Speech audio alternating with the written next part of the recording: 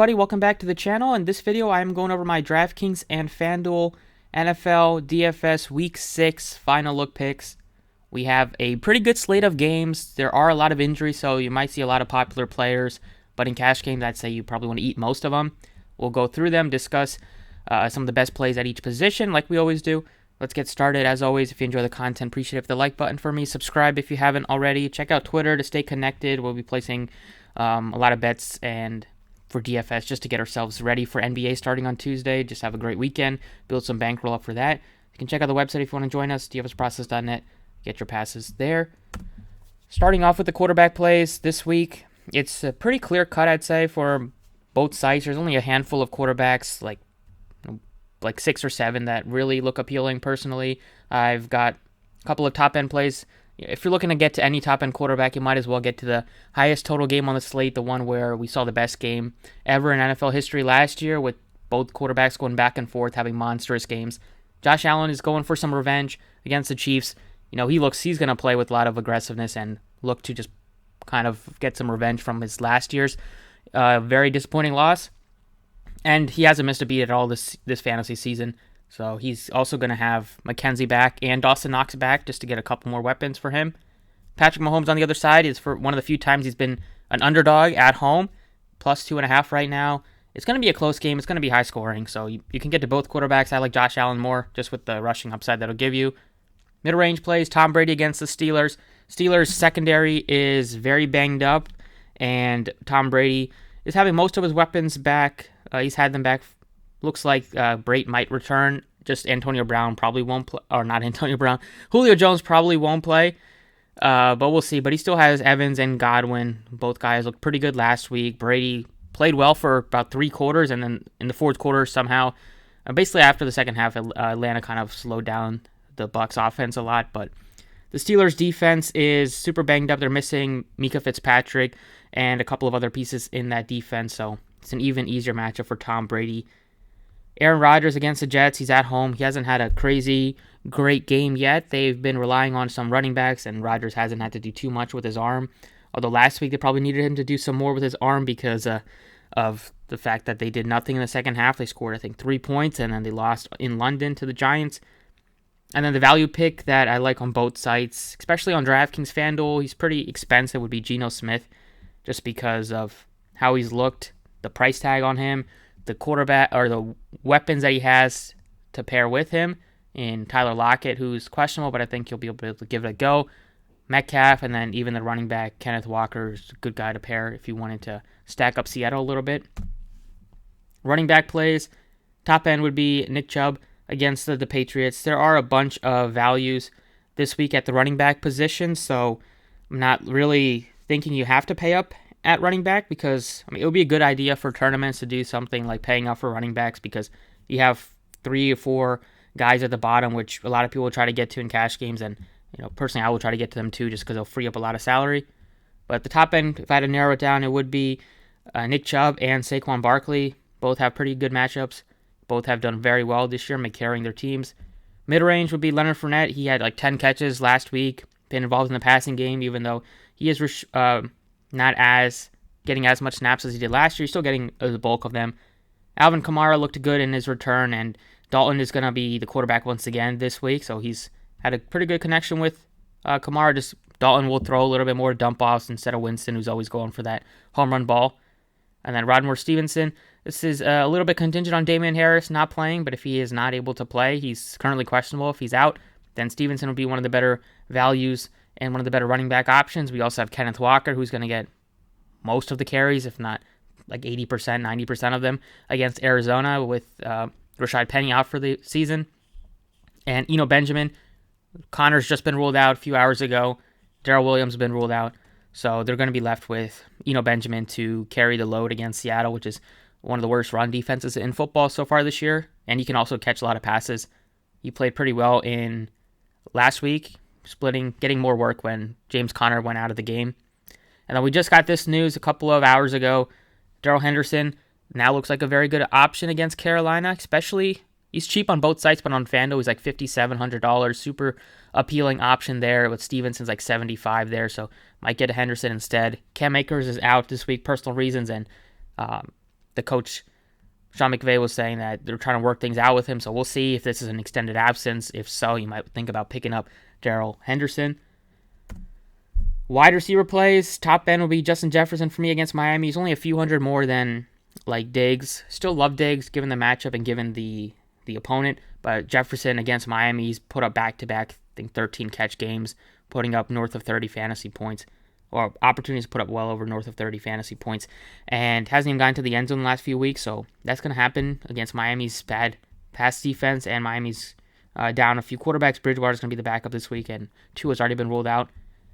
Another option will be Stephon Diggs against KC for obvious reasons, and then Mike Evans against Pittsburgh, especially with them being down a few guys in their secondary. It's going to be even tough for them to try to stop all of Mike Evans, Chris Godwin, Russell Gage, Leonard Fournette out of the backfield catching passes. So I feel like one or two of these Bucs players are going to go off, and Evans always gives you a lot of upside with the touchdowns. Mid-range plays, Gabe Davis, definitely against the Chiefs. We saw what he did last time he faced the Chiefs. He's going into this game with a lot of momentum coming off of last week's game, which hopefully played him on FanDuel at least. Even on DraftKings, a pretty good option, but FanDuel is super cheap. Chris Godwin against Pittsburgh, also very appealing.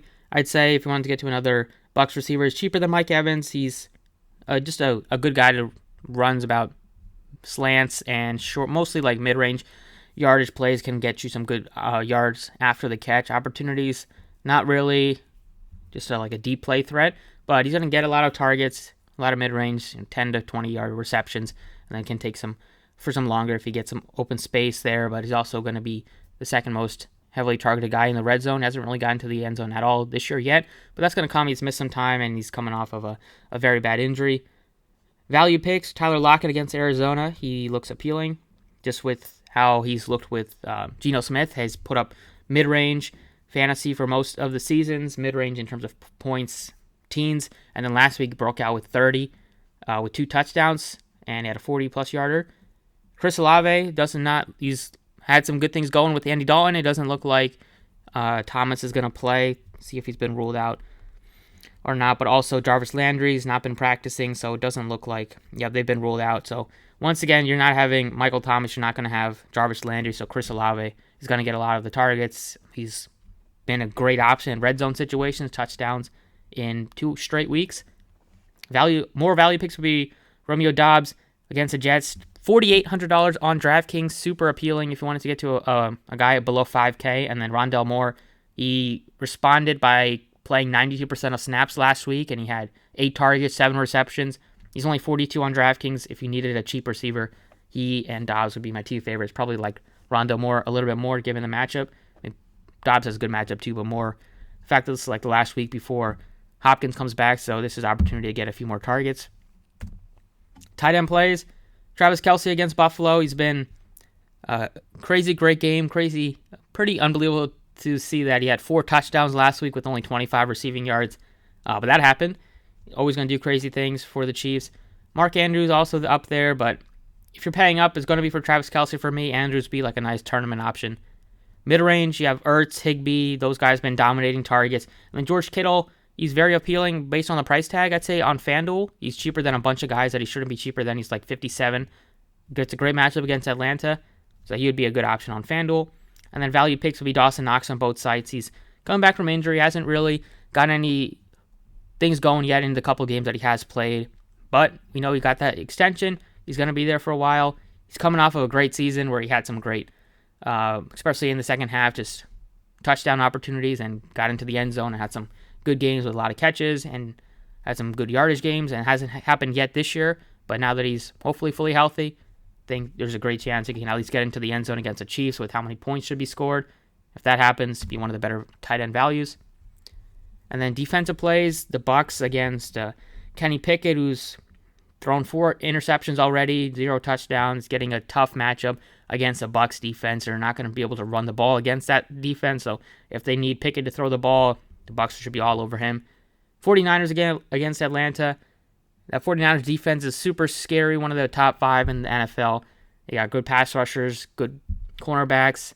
Mariota doesn't have the best weapons now that Patterson's out. See if Pitts is able to play, but still not really in on Atlanta. I think they'll struggle to move the ball. And Mariota's already have some turnover issues this year.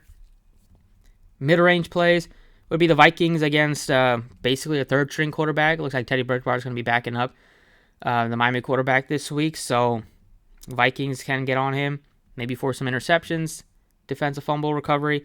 That's all you really need for a defense to pay off. You're just looking for them to score a touchdown, do something like that. So, again, Skylar Thompson, hopefully they'll be able to get to him. And then Jags against the Colts. Jags defense looking pretty good. We'll see if Jonathan Taylor's able to play. Jags kind of looked disappointing last week, losing against Houston, which probably would have been a game where they kind of at least show that they can maybe have a longer season in terms of still being in the race for the division, all that stuff. But they definitely took a step backwards after last week. And then value picks will be the Saints against just because they can get on DraftKings, they're only 28, and they can force some pressure on the quarterback, and we know how bad Cincinnati's offensive line is. And then the Panthers against the Rams on DraftKings are the cheapest defense, which we saw the Cowboys, which are a completely different defense, but the Rams been struggling all season moving the ball. Besides Cooper Kupp, they've been able to get him involved, but if Cooper Kupp's also questionable, but I think he'll give it a go. But still, Stafford's thrown already 7 interceptions. They're not getting much value out of the running backs, although Henderson maybe can have a decent week this week, but still, they're struggling. Besides Kupp, that whole offense has been really putrid. Allen Robinson hasn't been able to get anything going. It's probably because of McVay just loving to throw to Cooper Kupp 95% of the time, and defenses are going to start to kind of catch on to that. Hasn't happened yet, but still, they're not able to put up a lot of points, and you're just not going to have good chemistry if your second wide receiver is not getting targeted and just kind of getting ignored offensively. But that's for another story. Panthers would look to them on DraftKings if you needed a cheap defense. So that's about it. That's what I like for this final look for week number 6. Let me know what you guys think down below in the comments. If you guys have any other picks that you are high on, let me know if you guys enjoy the video. Best of luck. Don't forget, check out the socials down below in the description, and I will see you all next time.